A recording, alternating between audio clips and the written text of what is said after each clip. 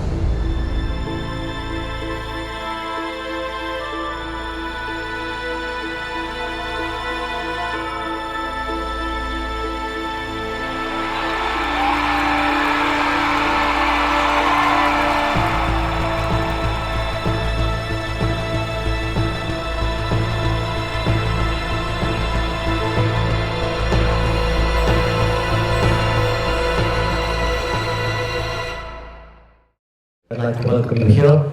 We're delighted to present this new festival, bring it to Delhi, Bangalore and Bombay.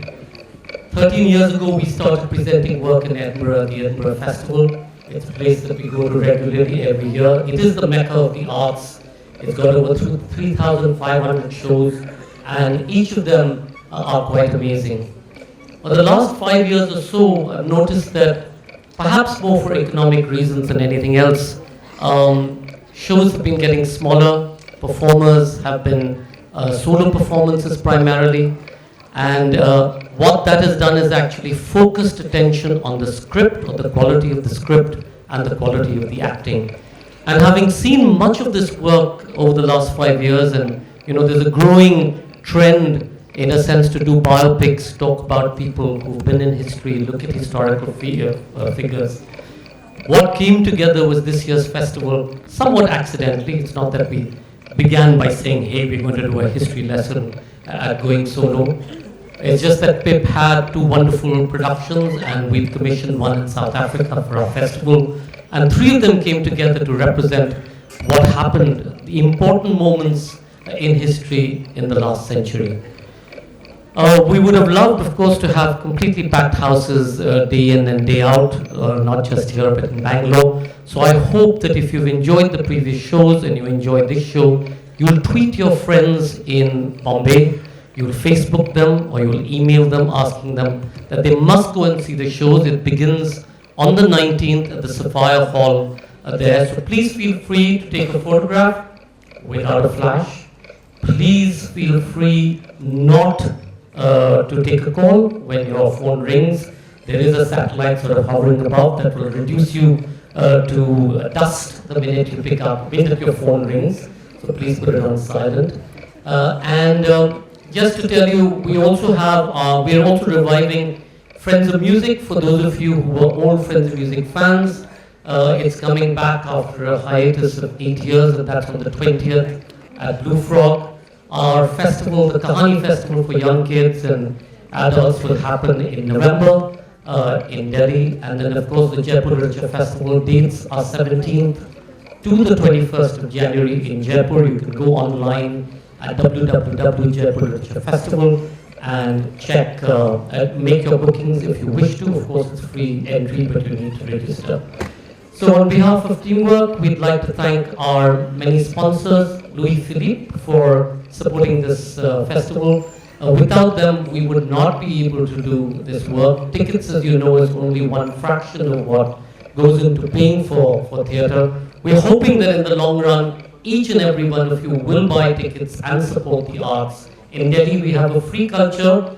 I'm a bureaucrat, I'm a government person, I'm a police person, send me a ticket. I hope you're going to be able to change this and make this much more into West End or Broadway, where you all reach into your pocket and support the arts. It's not about a handout, it's about creating wealth. The arts creates wealth, it helps the economy, it helps artists. Please make that difference, and we really appreciate that. But Louis Philippe, thank you very much. To Tanishq, for any of you wearing jewelry or wanting to buy jewelry for Diwali, they made some beautiful stuff, and to Skoda Cars for parking their car outside, which any of you want to test drive, you can. Ladies and gentlemen, Pip Utton now performing in Adolf. Thank you very much, and good night.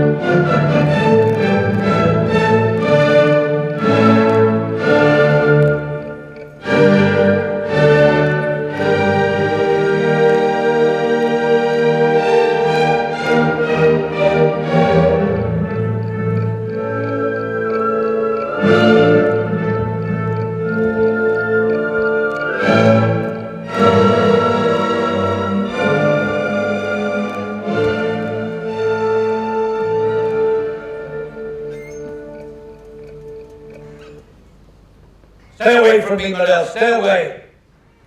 I don't need any more of your pills and injections, so stay away. You can't fool me, Morel. Not anymore. You can take your crack potions and you can fuck off. If you're not gone within an hour, I'll have you shot. Do you hear me? You'll be shot. Why do they not obey my orders?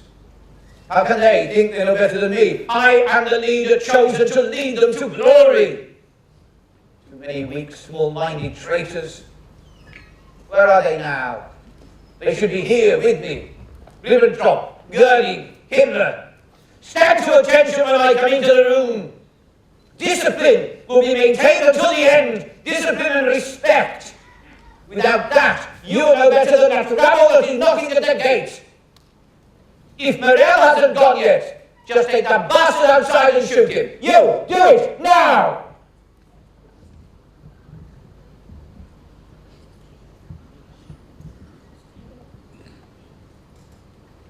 So, what's to be done? Oh, don't think you can persuade me to leave, because you can't. And don't think that I don't know why you want me to leave. You think that if I deserted our people now, you could do the same. Well, I am staying here in Berlin until the very end. You can answer to your own consciences. I will not be put on show in some Argentinian shithole just so that you can come and pay homage.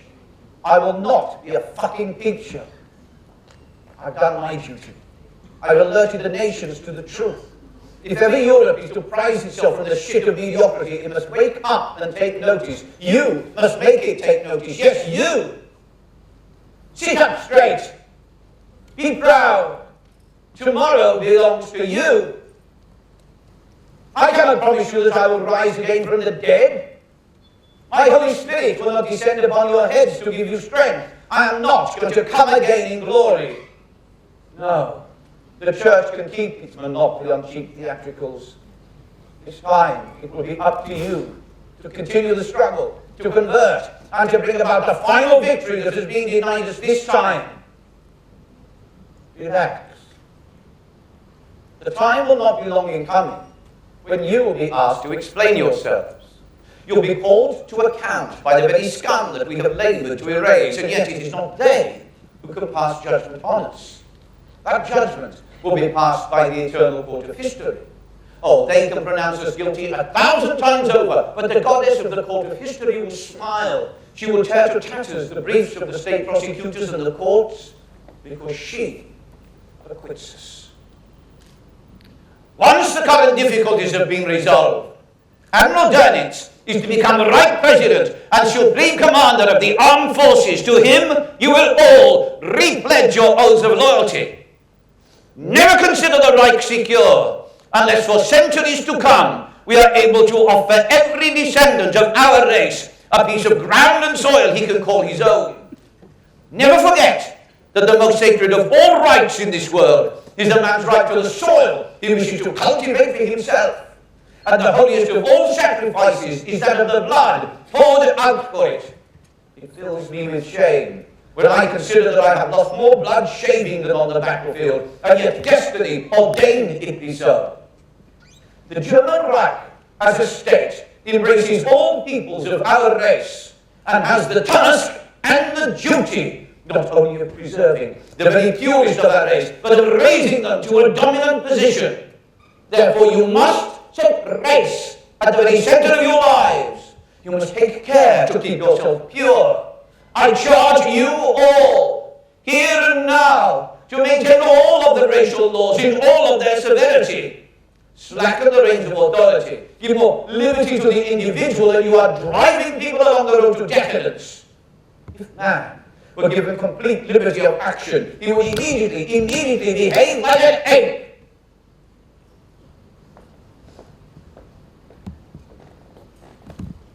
When I first set out on the road ordained for me, the party had only 50 members. Now you will inherit many thousands more. For a while you'll have to lie low, gather strength, rebuild slowly. Accept help and encouragement from anyone. Never be afraid of making promises or alliances with anybody. And never be afraid of breaking them when it suits you. Your loyalty must always be to the cause. Whatever you have to do to uphold that, however you have to behave, it will always then be for the general good. Never forget that. I never have. Search out the weak links in the party and just eradicate them without remorse. Life does not forgive weakness. Sentiment and compassion can have no place in true beliefs. Or they can be, and they must be, just the face you present to the world. A face of caring, a face of reason. Convince the world with this caring face, and you'll be able to lead it by the nose along any path that you wish. Once they believe in you, you can exploit their faith forever, even unto death. And so rebuild slowly, with small groups of faithful followers, no more than 20, and give them a common enemy to hate and to fear. Convince them that this common enemy is the cause of all of their worries, and simply by removing it, just by eliminating that one enemy, all will be well with their world. Of course, my friends, we're aware who the enemy really is. It's the Jew, and the Gypsy, and the Slav, and the Negro, and the Communist, and the homosexual, and all the other subhuman threats to our intellectual development. But the greatest of these, the very greatest of these is the Jew. The Jew must be cleansed pitilessly. There can be no more squeamish sentimentalism about it. Destruction of the Jew will go hand in hand with destruction of our enemies. You must hasten this process with cold ruthlessness. Nothing can remain of the Jew. The strongest always asserts his will. This is the law of nature. Future generations will hardly be so feeble and so cowardly not to thank us for such good and necessary work. At the head of your small groups of followers, place men who will owe you unfailing loyalty. Now, I have always found that the easiest men to control are wicked men. Men with a past, with a skeleton or two in the cupboard. They can be the most accommodating of people. You can demand anything from them, because you know that they will stand for anything. And anyway, you can always hang them if they get out of line. Let me always be surrounded by cunning rogues, provided that I have the power of life and death over them. I nourish the proud hope that one day these rough and ready companies will grow into battalions, the battalions into regiments, the regiments into divisions, and the old flag will fly again. Gain power, at first through the route of democracy, if it is at all possible. But then once you are in power, just dispense with it completely.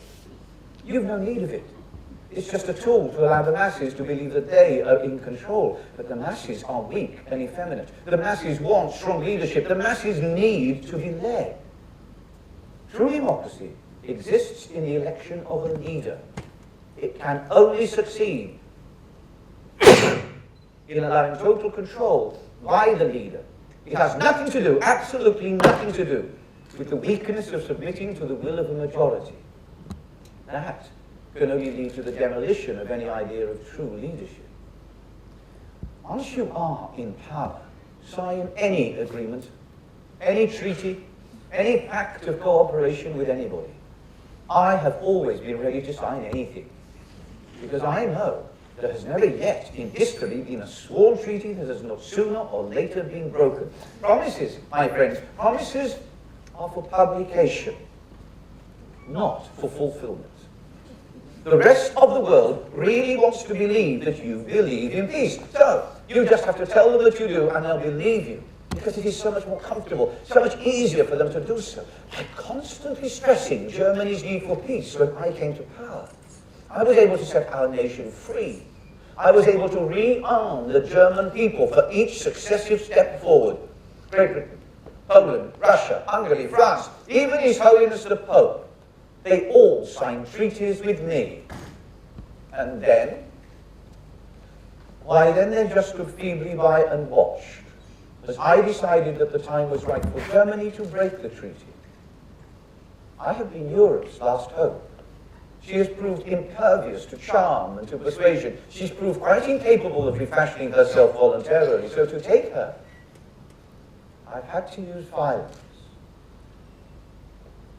Once a nation is subdued, you have in principle only to decide how to cut up the cake according to your needs. First, to dominate it, second, to administer it, and third, to exploit it. For example, when we first took Poland, for whom the true master has always been Germany, I soon realized that the Pole was born for extremely hard labor.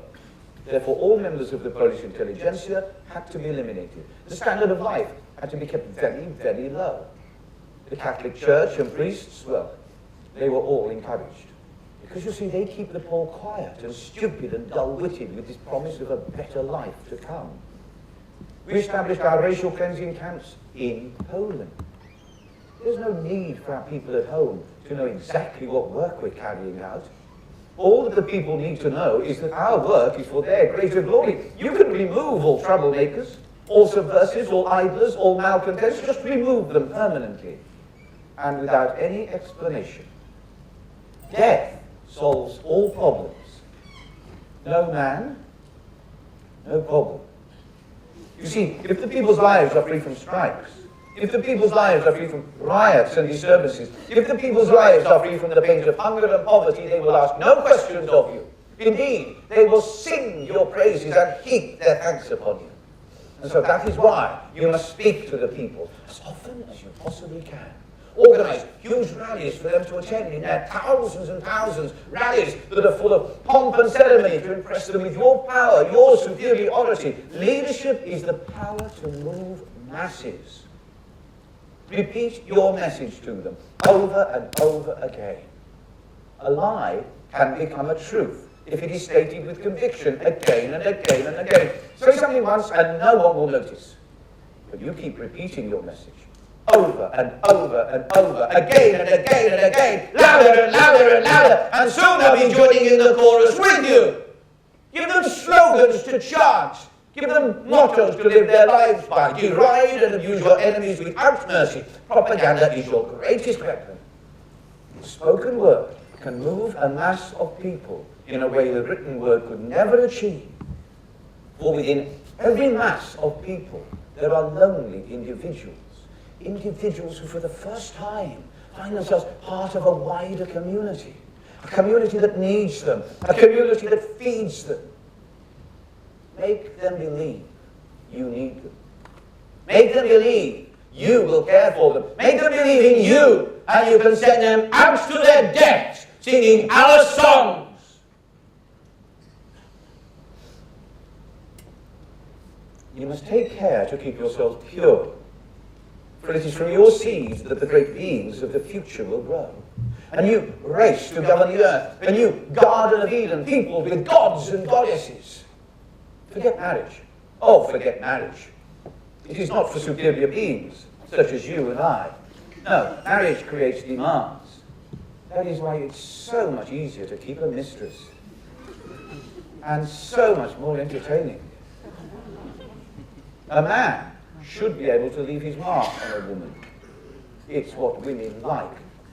A man's world is big compared to a woman's because a man is a woman's world. Her intellect is of no consequence whatsoever. I mean, we're all aware, aren't we, my friends, that once a woman starts thinking about the meaning of life, well, it just gets on one's nerves, doesn't it? So keep a mistress. The greater the man, the more insignificant should be his woman.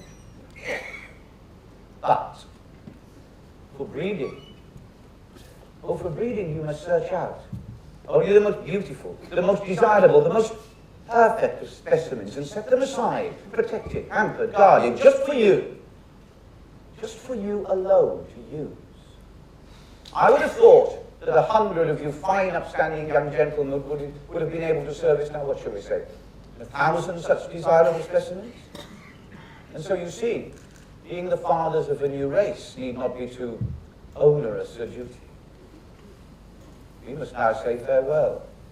I command you for the final time. Those of you with me now are loyal and courageous, and I thank you all. Serve the cause now by making good your escape. If possible, convince the world that you are dead. And then, just continue with the crusade. For ours is a great and glorious crusade. To help maintain the purity of our race, you must carry on with our program of sterilization and castration for all undesirables, for all deviants, for all inadequates, all who sicken. Purify the old, the incurably ill, the invalid, the brain damaged. All should be encouraged to accept merciful exits from this world. The new order has no place for the Jew, or the gypsy, or the Slav, or the Negro, or the communist, or the homosexual. Scum must never, ever be allowed to beget scum. Now you know that this is the truth, so keep faith. Well, these are nature's truths, and I know that in the end the truth must and always shall be victorious. And we, my friends, we are the custodians of the truth. Now I have shown you the way. I now pass the torch of enlightenment on to you. This opera has only just begun. I have merely conducted the overture. There is a chorus of millions and millions just out there, waiting to sing your songs. Keep alive the spirit of the Third Reich, for it is destined to last 1,000 years. I believe in you. You must now believe in yourself.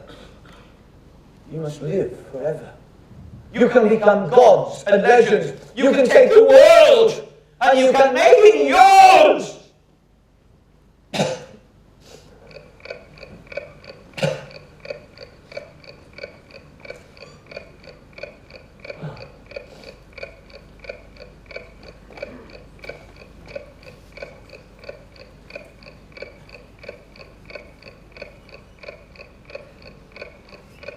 I do not like them to see me like this, Hans.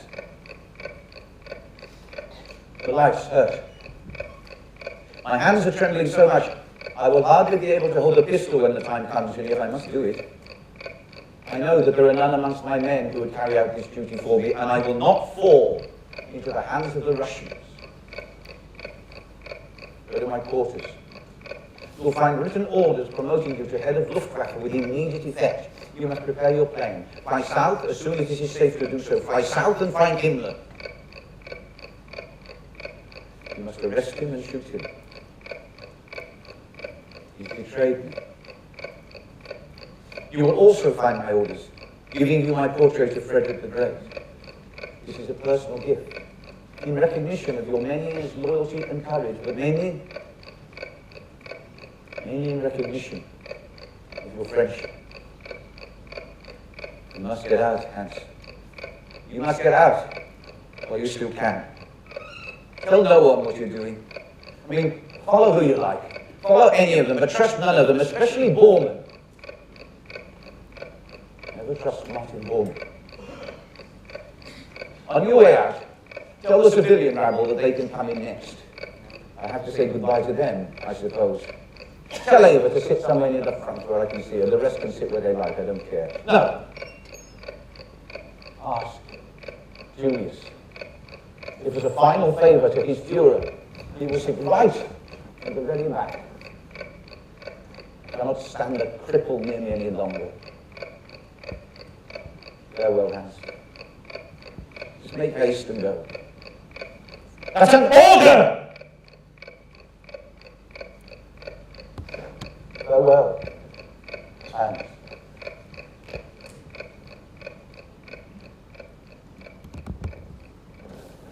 Eva.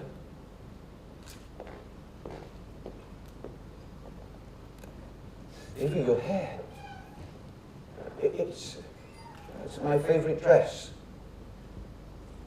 You're beautiful.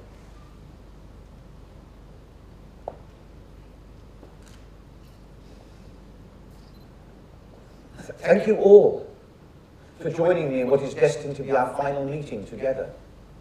I hope to thank some of you individually later, and I know that Ava would like to thank some of you personally. The end is approaching, my friends.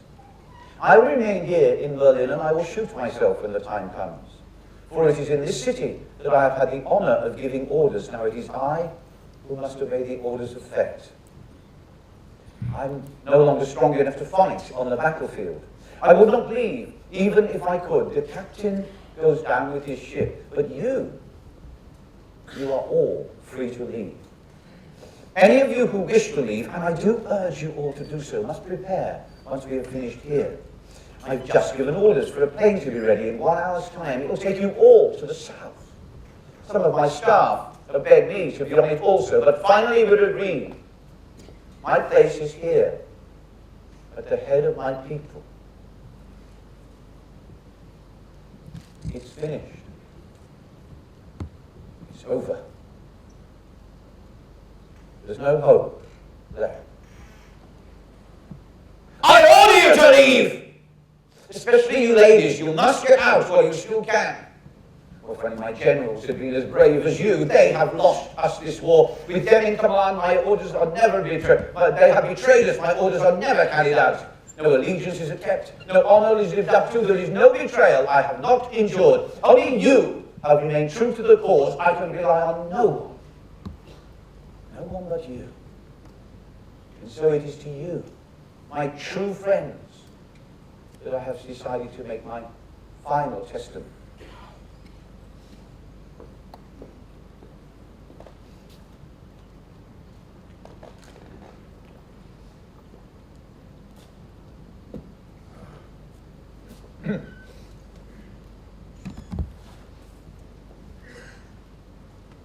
Destiny ordained that I be entrusted with the task of cleansing Europe. I had to alert the nations to the cancer of the Jew that was eating at the very heart of our civilization. The dream of world domination by the Jew had to be shattered before it was too late, and I was chosen for this heroic duty. Destiny chose me, and I chose you. I am the leader, preordained to be the greatest power for the salvation of the world that has ever been seen. I am not of the common kind, as we are all well aware. And like all great men, never once did I shrink in the face of bloodshed. Unfortunately, great questions are always decided by bloodshed and iron. True diplomacy can only ever be successful if it is backed up by the force, the physical force, to give it weight. I did not want this war. Oh, I long for change, yes, but in peace and quiet. I have seen what war could do. Germany could not afford the high toll of blood of the last war all over again, and yet our national interests, the need for frontier expansion, the need for the return of stolen lands was imperative. And yet all could have been achieved peaceably, with consent. After the shameful surrender of the last war, Germany was left unarmed, prey to any other nation who wished to attack. We were denied the right to offensive and defensive weapons. We were even denied the right to strengthen our own frontiers. We were unarmed, we were friendless, we were alone. Germany was the only nation in Europe that had the right to fear invasion. The only nation. And so, we rearmed ourselves. We had to rearm ourselves. We had to be prepared. And yet, Germany was always willing to renounce all offensive weapons if the armed nations on their side had destroyed all of their offensive weapons. Germany was always ready to agree to any solemn, binding peace treaty with any other nation. Because never once did Germany think of attacking, only of acquiring security. I was concerned with security, not with aggression, and I signed nothing in bad faith. What I signed, I stood by. What I could not stand by, I would not sign. What I signed, I stood by.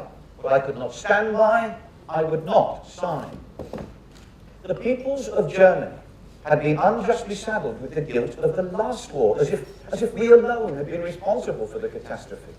We'd been bankrupted, repaying huge war debts heaped upon us by the Allies at the instigation of British Jews. Our currency was worthless. There were millions out there. They were dying from starvation under payments. We were a nation facing ruin and chaos in the face because of our faith and trust in the promises made to us by the democratic governments of the rest of the world. We were facing ruin and chaos in the face because of our faith and trust in the promises they didn't keep. And so I promised you that I could change it all.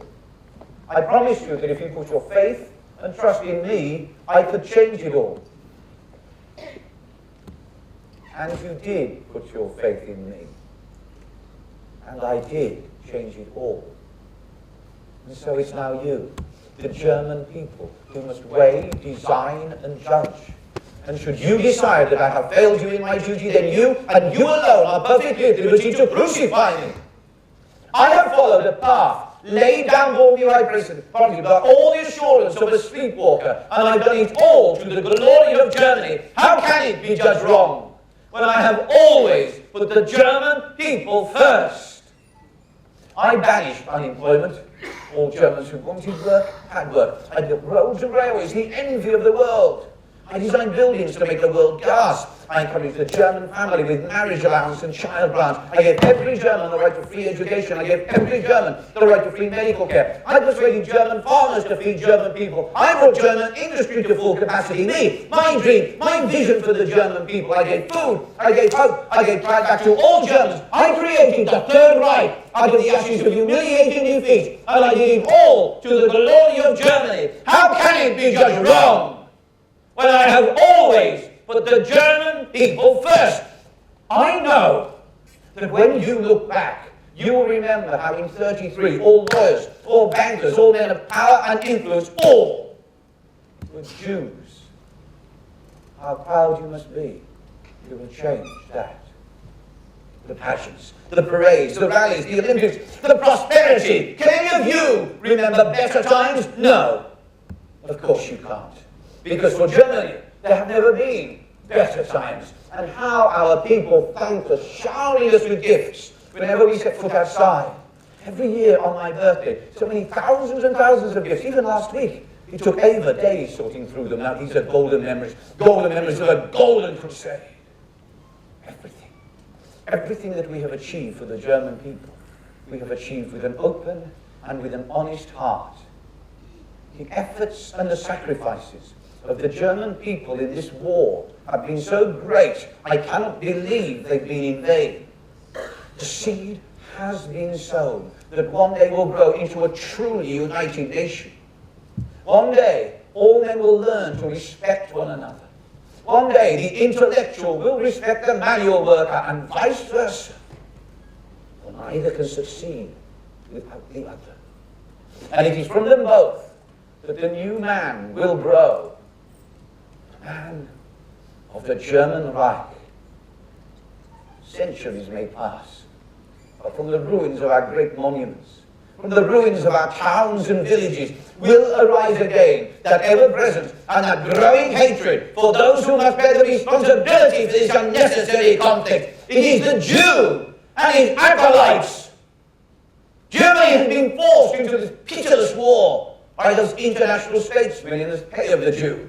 The half-Jew madman Roosevelt, the drunken thug Churchill, the Bolshevik Satan Stalin, all of them puppets in the hands of the Jew, and there is nothing, absolutely nothing I would not do to shatter this evil conspiracy.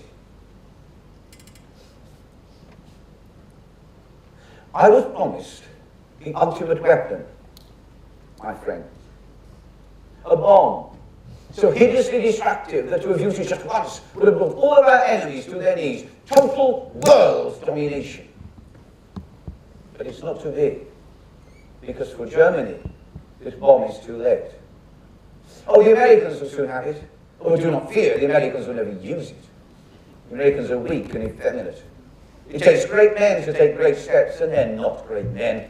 They will fear the judgment of future generations. But future generations will judge results, and the results only. The end will always justify the means. They do not have the guts to do it.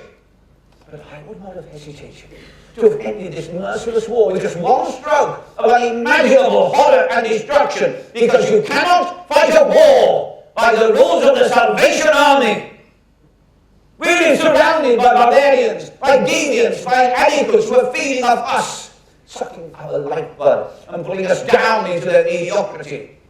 They're only allowed to exist because of the weakness of the church. Never trust the church, my friends. Never ever trust the church. The only religion is the law of nature.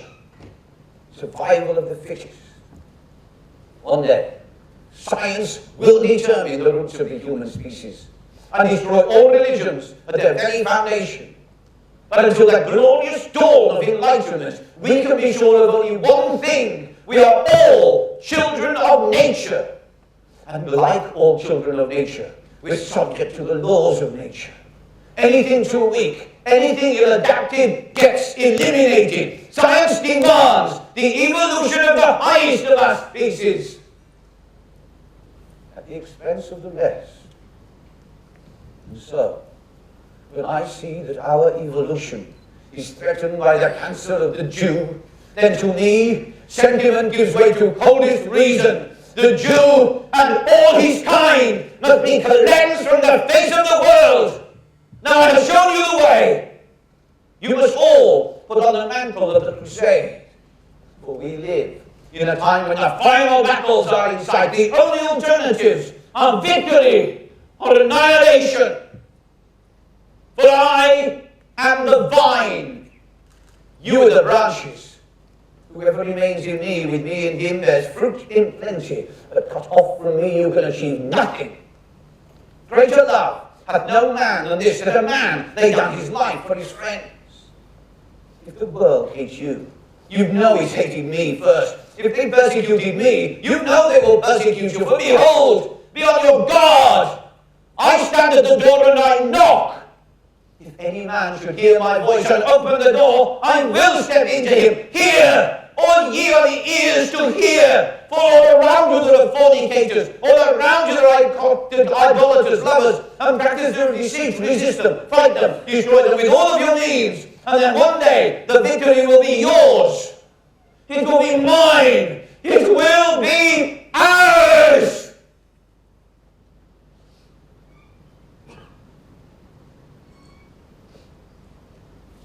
Those of you who've decided to leave should prepare soon. I am aware that there are those amongst you who believe the world will not be fit for us to live in when this is over. For you I have cyanide capsules. They're quick and they're painless. I only wish I could have offered you a better farewell gift. It's so sad to die so far from Bavaria and surrounded by Russians.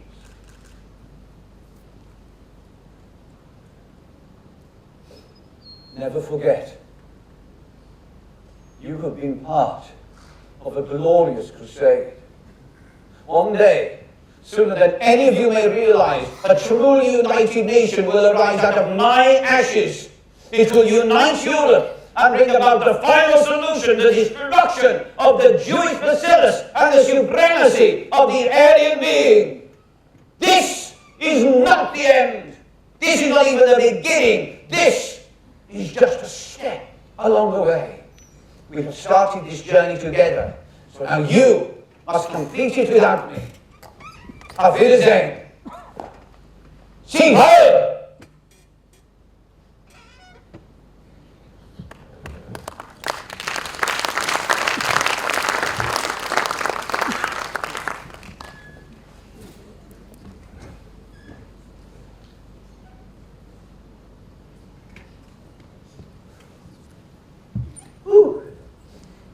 Well, thank God that's over. Anybody got a cigarette?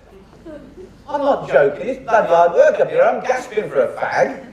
Look, I know you're not allowed to smoke in public places, but they haven't passed a law yet that says you can't take them with you and give one to a gasping dictator when he needs one. You getting me a cigarette down there? No? You got one down there, thank you very much. Look, I know smoking kills. I know it can seriously damage your health. But I don't think that one cigarette at this point in history is going to do a lot of damage to you. Thank you very much, my friend. I don't suppose you brought me a beer as well, did you? Oh, no.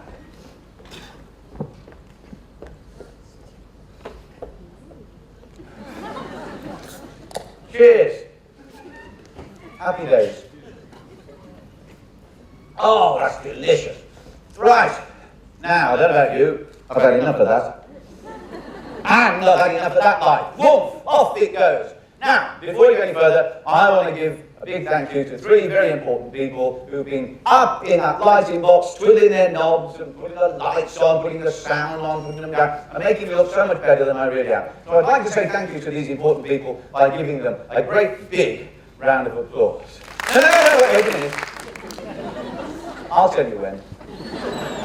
I give the orders. You see, I want to give them a special round of applause. Tonight, on our last appearance here, I want to give them a special round of applause, and I need your help. And it's not difficult, it's really easy. You haven't got to do a great deal to start with. All you've got to do is take your right hand like that. It worked in Berlin. Oh, come on, you know you want to, don't you, eh? I bet you've all done it in the privacy of your own bedroom in front of a mirror or something. Deutschland, Deutschland, über alles. Go on, take your right hand like that. Nobody's taking photos of you, nobody's going to record you. Look, I'll tell you what, it makes me feel really powerful looking down on this. This is great. And I can wait, so I don't care how long it takes me for you to do it. Take your right hand like that. And when I nod my head, I want you to clap with your right hand on a cross knee, your own cross knee.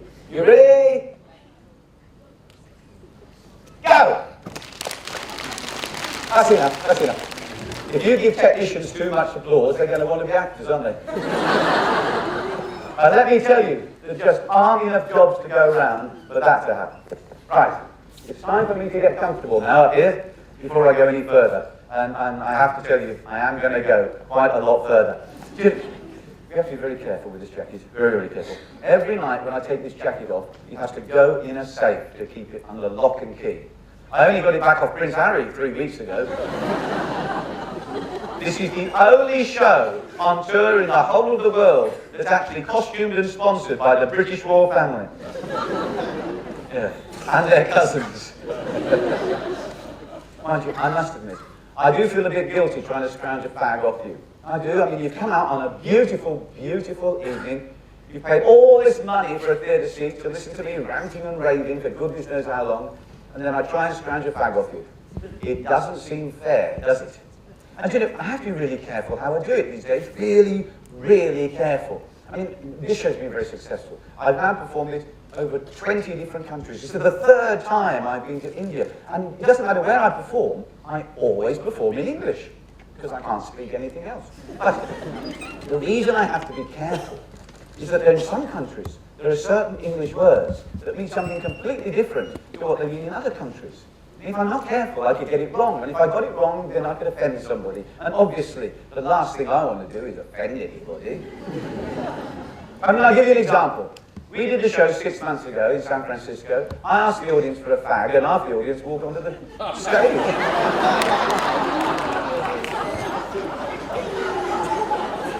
Mind, I must admit, I have a grudging respect for smokers. I do. Because we make smokers out to be the biggest criminals of the 21st century, haven't we? Smokers are the cause of all the ills in this. You're an outcast, aren't you, just because you smoke? You cause every sickness, you do. You can put this to your test.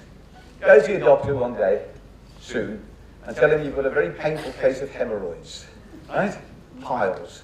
And I guarantee one of the first 3 questions he'll ask you is, so, how many cigarettes do you smoke a day? Which is stupid, isn't it? Because you don't stick them up your bottom, do you? You do? You want to be very careful how you light them then, young man, I tell you. But the strange thing is, in our 21st politically correct way, we make heroes out of other people who, just like smokers, risk their lives voluntarily, and then we make them into heroes and him into a criminal. I'll give you an example. Just before Christmas last year, I was reading the colour supplement of the Daily Telegraph. And in it was a wonderful, heartwarming story about an Englishman who got to his 73rd birthday and decided to celebrate by sailing single-handed all the way around the world. What a hero. Well, I bet you can guess what happened, can't you? Hey, you'd be pretty close if you tried. He got almost as far as New Zealand. And this larger-than-average ripple came along and knocked his boat over. And the whole of the New Zealand Navy, which is 2 pedalows and a rubber dinghy, and the whole of the Australian Air Force, which is a couple of microlights on a windy day, all had to be mobilised trying to save him. And I'm really glad they saved him, because drowning must be a horrible, horrible death. But he knew what he was doing, didn't he? I mean, he knew that he might get killed. All his friends had said, don't be such a silly bugger, don't do it, you'll kill yourself. If you don't kill yourself, you'll kill all the people who come and save you. But no, he still went ahead and did it. And they took him out of the water, they shook him dry, they took him back to New Zealand and said he was a hero. You're a criminal, he's a hero. It doesn't seem fair to me, does it to you? So I've had an idea. And I've emailed my idea to all the health ministers throughout the world. Here's my idea. Every health minister should go and get themselves a great big rubber stamp with a government message on it. And they should go to all the docks, marinas and boatyards in their countries and stamp the message on the side of all the yachts. Boom! Trying to sail single-handed around the world when you're 73 could seriously damage your health. I mean, it's the same with mountains, isn't it? Mountaineering. You've got lots of mountains. Why doesn't your government put health warnings up the side of mountains? Mountaineering can kill. You can fall off. Mountaineering is dangerous for pregnant women. As it happens, one of my big heroes in this world, and let's face it, we all need a hero, don't we? One of my big heroes used to be a mountaineer. He's a really great Englishman, a great English hero called Chris Bonington. He's climbed all the big mountains in his time, and he's a really nice man, a really sincere man. He feels things passionately, sincerely. He was on Desert Island Discs the other day, my hero, and it was wonderful, because you could sense the passion, you could sense the sincerity, because you could hear his teardrops splashing on the microphone as he explained how upset he used to get when he had to say farewell to his wife and his children. My hero was in tears when he recalled how he had to say farewell to his mother and father, his aunts, his uncles, his friends, his relatives, his workmates. He had to say farewell to everybody he knew, because he didn't know if he was ever going to see them again, because my hero didn't know if he was going to ever come back, because he had got to go out into the most frozen, dangerous, inhospitable wastes of the world and do his hobby. And for that, we made him a hero, but that's the English for you. We love heroes, don't we? We even made Edmund Hillary a hero, even though he's got a girl's name. And before anybody shouts at me, I realise that Edmund Hillary wasn't English, was he? He was... Yeah, you can say it louder. New Zealand, you're quite right. But at least he could speak English, which is more than the little chap who carried his bags up Everest could do. So that's why we made Edmund the hero. But that was in a different age. That was 1953, the year of the coronation. The start of a new golden Elizabethan era. And you beautiful Queen Elizabeth. A golden age when the great in Great Britain really stood for something. We had a great British Army, great British Air Force, great British Navy, great British Empire. Now what have we got? We've even got a job share Prime Minister. That's what we've got. And that's because the British are the most caring and generous nation in the history of the universe. I mean, we once owned half the world, didn't we? And we've given it all away. Because we care. We want people to celebrate being an ethnic minority. Yeah, we do. And we're so keen that this happens that successive governments of all sorts keep releasing statistics to show us how well ethnic minorities can do in the green and pleasant land called Great Britain, how well they can do in the world of fashion and the world of entertainment, how well they can do in the world of business and excuse me, and finance. Even believe it not, in the United Kingdom, ethnic minorities can do really, really well in the world of politics. The coalition government has just released statistics that said since the end of the Second World War, 24.63% of all cabinet ministers have been Jewish. I think that's fantastic. It's good to hear that immigrants can find part-time jobs, isn't it? My mate, he has too many of these, and he says, no, the government's got that wrong. They're not Jewish, they're British. It's a British parliament, a British cabinet, they have to be British. I say, no, it's you that's got it wrong. It's a religious thing, a cultural thing. And they're not just picking on us, it's the same all over the world. They don't want to be German, they don't want to be Indian, they don't want to be American, they don't want to be Pakistani, they don't want to be Welsh. Not that anybody really wants to become Welsh, I suppose, do they? They're so keen that this happens that I don't know how many of you can remember one of the saddest ever days in British history. The funeral of Princess Diana of Wales. The greatest outpouring of national grief since the death of Mahatma Gandhi. And the chief rabbi said he couldn't go to the funeral because we held it on a Saturday. He said he could have gone on a Wednesday or a Thursday, but not on a Saturday. Hello, is that Tel Aviv? Well, this is the chief rabbi speaking. I can hear you still shooting, so stop it. You are? You naughty, naughty, naughty, naughty boys. It's the Sabbath today. You can't shoot any more Palestinians, you schmuck. Don't come and spend any money in my shop today. I've got plenty, take it somewhere else. It's my foreskin and I'll cry if I want to, could cry if I want to. Hey, you would cry too if it happened to you. I'm only joking. I'm only having a bit of a laugh. I'm a nice man, I am. I love people, always speak nicely of people until they prove me wrong. It's real human hair. I have to shampoo and condition it every single evening. Good afternoon, Mr. Bond. You feel how soft that is. Go on. Just feel how soft that is. You feel that. You feel that. Go on, touch that. Isn't that soft? That's hand knotted from Palestinian pubic hair.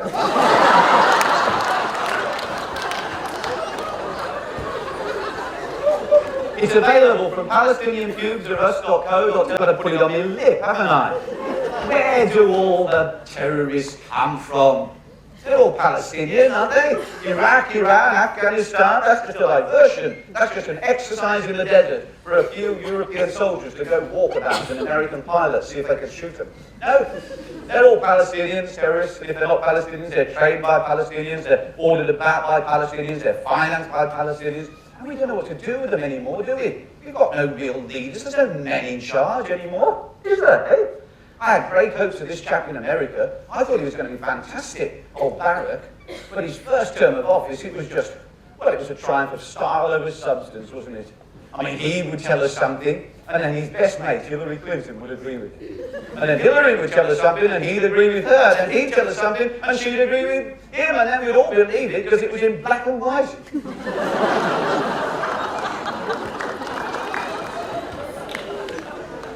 The Americans had a real man in charge once. You remember? Old Bill Suckett and C. Clinton. Hey? He'd seen all of John Wayne's movies. He knew how a real man had to behave. He got hold of that Palestinian leader. You remember the one that died? Oh, Yasser low fat. The one who used to get all the scars from Gucci. And he called and said, "Hey, Yasser, old son. I'm really sorry to disturb you because I know what a busy little Arab you are. But we got a few problems here in the West. Got a few problems with the terrorism. Got a few problems with the kidnapping and the hijacking shit. It's got to stop." Oh, yes, sir, it's got to stop. Now, you've been asking for this for a long time. So we're going to give it to you. We're going to give it to you hard. We're going to give it to you fast. We're going to give it to you now. I'm sorry, yes, sir, old son, but we're going to have to give you the Nobel Peace Prize. I I bet that really scared the shit out of him, don't you? I suppose now that Milosevic has gone, now that we've got rid of Sodomite Hussein, now that we've even found somewhere to go and kill Osama bin Laden, we'll get the next Nobel Peace Prize, we'll gift wrap it in an Exocet missile and send it strutting off to President Assad.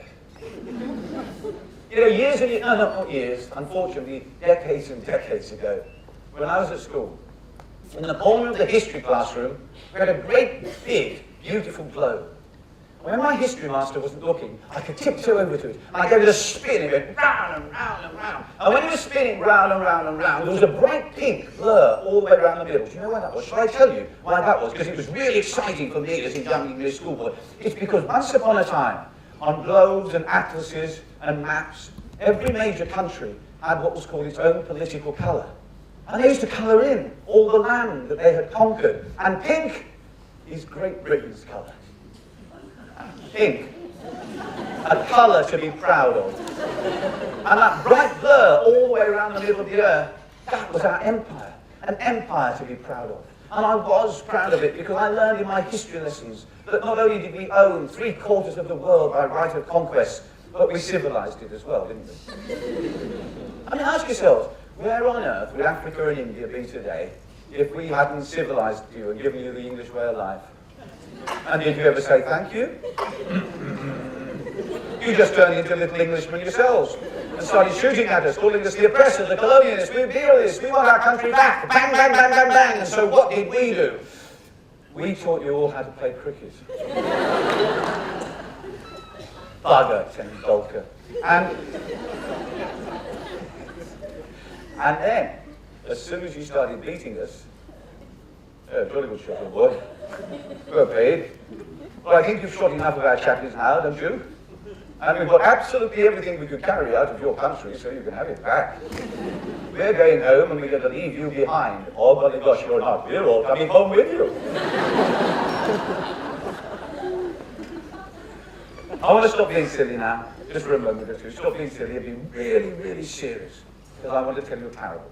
I'm sure you all know what parables are. They're very short stories with a tiny moral message hidden in the middle of them. They've been used by teachers of philosophy and religion for generation after generation and generation. And the idea is that you hear the story and you spot the message. And then you can use it to help you live your relationships, live your lives, do your countries and your companies. Here's my parable. There's a man who's got gangrene in his right leg. So he goes to the doctor. And the doctor says, would you like some medicine, Mr. Patient? He says, no, thank you very much, sir. He said, do you want some tablets? He said, no, not really. He says, well, do you want some coupons from the government, some handout? No, he said, do you want some counselling or sympathy? No. What I want is I want you to get a knife, a chopper, or a saw and cut my leg off. Then I won't have any gangrene. That's the parable. And the message is quite easy to see, isn't it? That man knew that he was in a desperate situation. And he also knew that unless he was willing to take desperate measures, his life was finished. Now, why don't we use that same sort of cold reasoning to the way we run our countries today?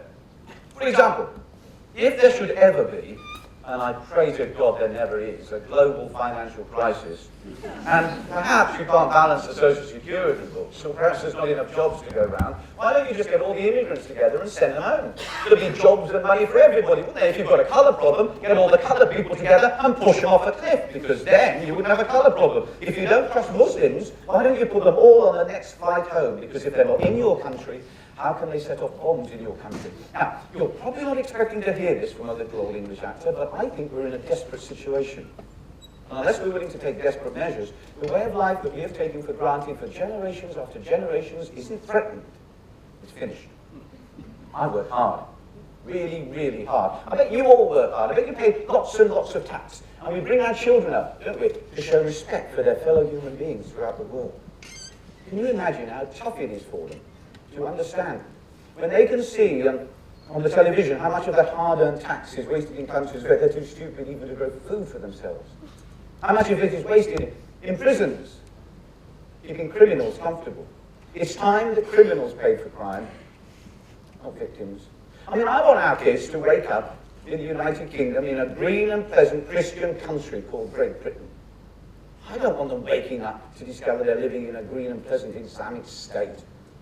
And if I have to crack a few eggs to make that particular omelette, if I have to have a few guilty sleepless nights, it's my duty. It's a privilege and an honour as a parent. Our children should inherit a country worth inheriting. See, we've got a problem. An enormous problem that we're proud of. We call it democracy. And we're so proud of this problem, we're trying to introduce it all the way around the world. We're even trying to force it onto people who don't even want it. And there's a real danger that we're going to become too bloody democratic. Now, democracy sounds like a great idea, doesn't it? Because democracy says, as soon as you're intelligent enough to be 18 years old, you get a vote in the election of a government. Now, does that sound like a good idea to you? Does it sound like a good idea? Yeah, of course it does, because you're just about 18, aren't you? How about you? Does it sound like a good idea to you? Of course it does, because you're intelligent, aren't you? I can see that you're... Oh, let's face it, you're all intelligent. You've all come to see me tonight. But if we're to be honest as well as intelligent, hand on heart honest, I bet we all know one or two people who aren't quite as intelligent as we are, don't we? Eh? One or two hiccos, dumbos, special needs. You know the sort that if you posted them a brain cell for Christmas, they can immediately turn into a potted yogurt, but without any culture. And they have all got the same right of voting as you and me. I mean, just imagine them on the next election day. Off they go to the polling station, their knuckles scraping along the floor. I've got a brand new mug made out of it. I can do it. They pick up a little voting paper. Oh, look at this. That's pretty, isn't it, eh? I like the look of him, all right. And I likes the look of him. Oh, no. No, no, no, no, no. I don't want it. They don't know whether they've voted or signed their bloody name, do they? I think countries ought to have an examination that you have to pass before you get the honour, the privilege of being able to vote. In England, you can have a written examination on the history of England and its glorious achievements. Written in English, because that would stop half of them for a start. You know, I reckon the Romans had the best idea in England. If you only build straight roads, there's nowhere for Asians to put corner shops, is there? My next door neighbour's Asian, Ali, he's got a corner shop, and he's my dearest, dearest, closest friend. I love him to bits and pieces. But he's only a very little man. And every time we have a hot, sunny day, he sticks his head over the garden fence, and he complains to me. I'm fed up. I'm fed up. I'm fed right up to here. What's the matter then, Ali? I'm fed up about the stink of all these fucking immigrants. Any in particular? Oh, goodness gracious me, yes. The bloody Australians living next door. They've just lit another barbecue and the fucking thing stinks. Australians, immigrants. They're just white convicts trying to get home, aren't they?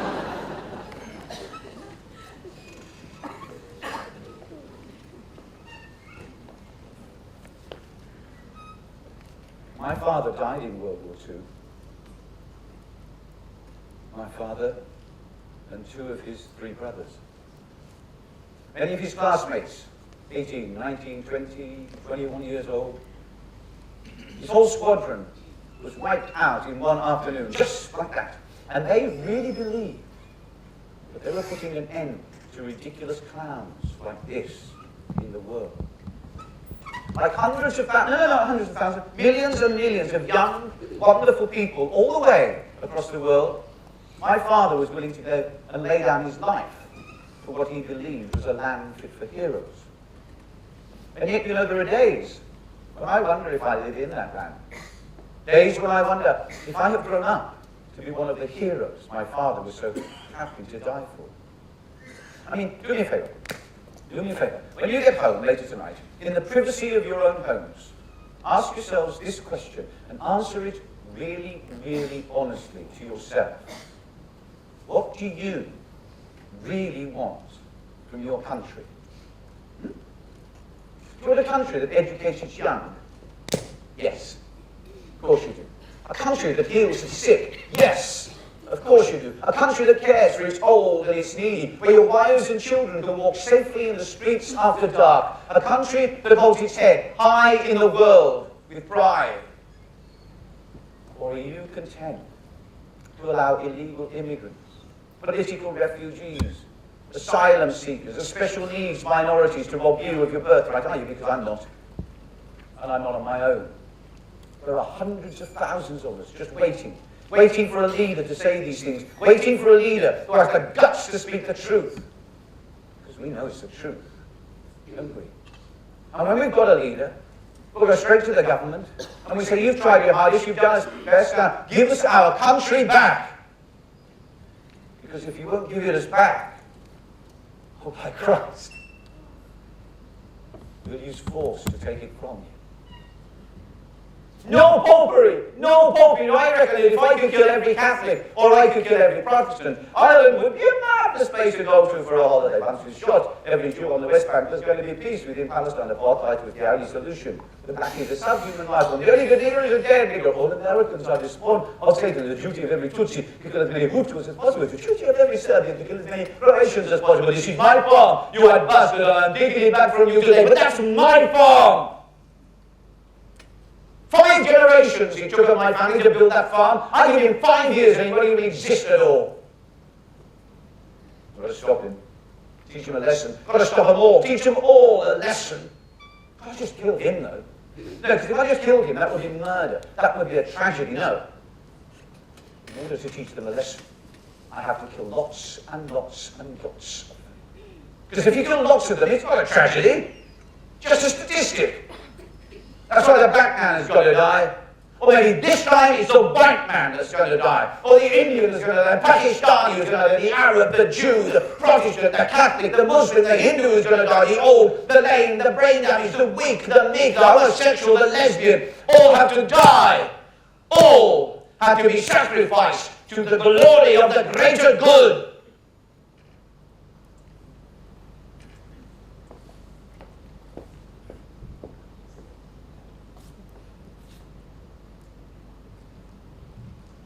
If any man should hear my voice and open the door, I will step into him.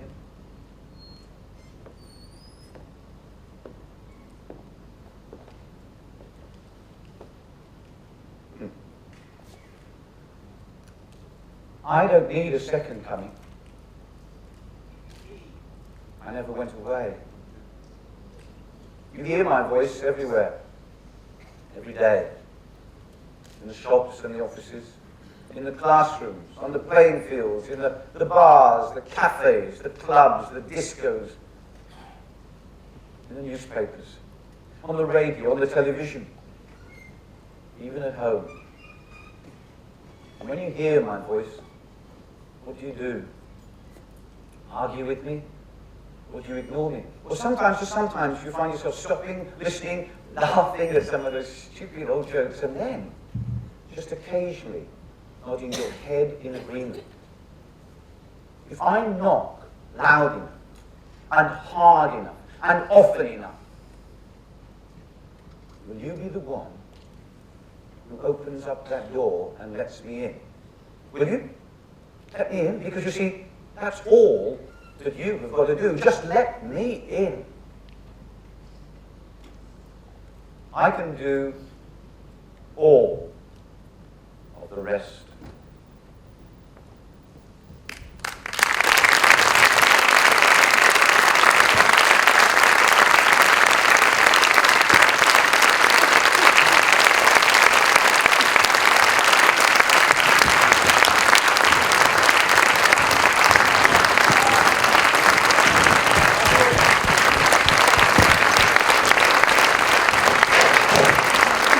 The brilliant, the amazing Pip Utton. Thank you very, very much.